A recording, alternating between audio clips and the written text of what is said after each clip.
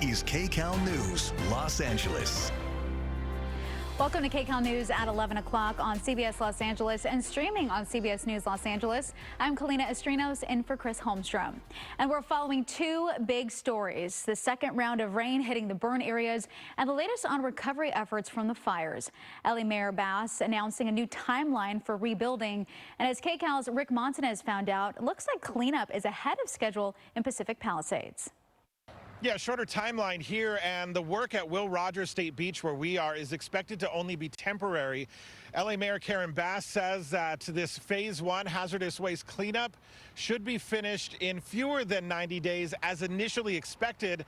Now they're looking at just a few weeks from now. And here's a look at some of the cleanup in Pacific Palisades. Hazardous work here. This morning we heard from LA Mayor Karen Bass. She says, like other local officials, she's concerned about the decision made at the federal level to use this state property for hazardous waste cleanup and processing, but the mayor was not involved in that decision. The EPA is using this site to sort and package hazardous household waste and then ship it off for final disposal. The city of LA, in the meantime, is setting up phone lines, websites, and in-person assistance for fire victims. Mayor Bass says she's optimistic about the expectation of a quick cleanup. As of now, the U.S. EPA has 1,000 people on the ground, and as of yesterday, the EPA reported inspecting more than 3,100 properties, and they've already cleared toxins from over 800 properties. The EPA process of debris removal and cleanup was projected to take 90 days, but the EPA is now reporting that phase one hazardous waste removal should be completed by the end of this month. A series of rainstorms hitting this area this week, certainly adding to the difficulty of the delicate work here. This is video of mud flow in Malibu overnight. Road crews quickly worked to get things cleaned up. The EPA is also trying to prevent toxins from flowing into the runoff from the rain. So again, that deadline is moved up. We're looking at 21 days from now. That's the expectation for phase one hazardous waste cleanup to be done here in the Palisades. But that is for more than 6,000 properties. While circumstances may vary from what happened in Maui, by some comparison, the EPA says it took nearly 4 months to get that work done on fewer than 1,500 properties. We'll watch how this cleanup goes. Reporting in Pacific Palisades, Rick Montanez, KCAL News. And the rain is moving out, so we want to get a first check of our next weather with our meteorologist, Paul Diano. Paul, it was pretty wet this morning. It was very soggy, the wettest night we've had in almost a year. And the rain continues mainly in the foothills of the Inland Empire and Orange County as the front clears from west to east. So some of you west of Los Angeles are enjoying sunshine right now, whereas many of you in the Inland Empire are still dealing with some showers. And some heavier showers in the foothills just to the north of San Bernardino along the 215. So the rain is not completely done yet. It is finished at LAX, where we've had a few peaks of sunshine. It is currently 59 degrees. San Bernardino, one of the last spots to clear out the rain. A pretty high rain chance for this hour, but look how it drops from 75% down to 10% by early this afternoon. So the rain is going to move out of the Inland Empire soon. High temperatures today in the wake of the storm, strong ocean breeze. Yeah, it's not going to get that warm. Valleys will be drier, but a high of only 61.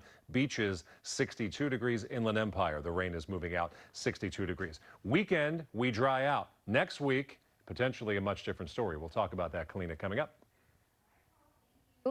Well, this morning, a very personal call for extended fire relief for child care providers and the families who need them.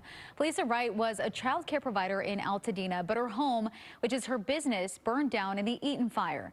She joined other local child care providers with a message for Governor Gavin Newsom.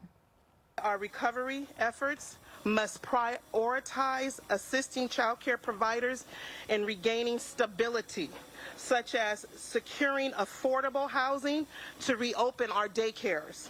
Without housing, I cannot operate.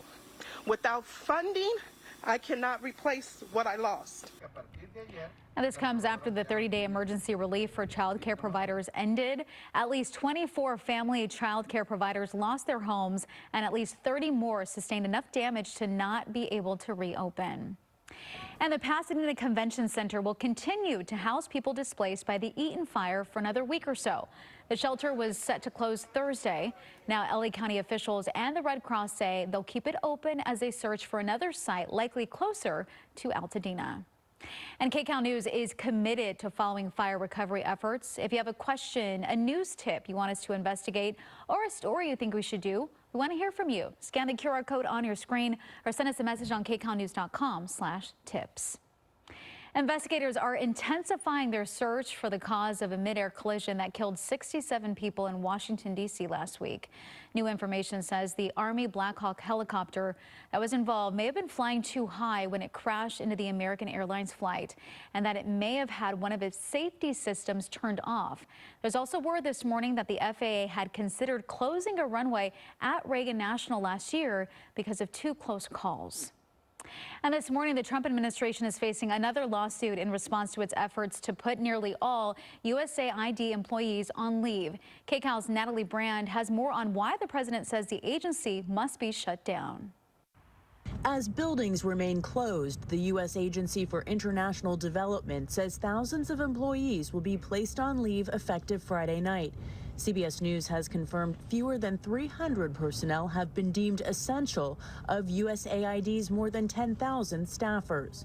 It's the U.S.'s main humanitarian agency, was created by Congress.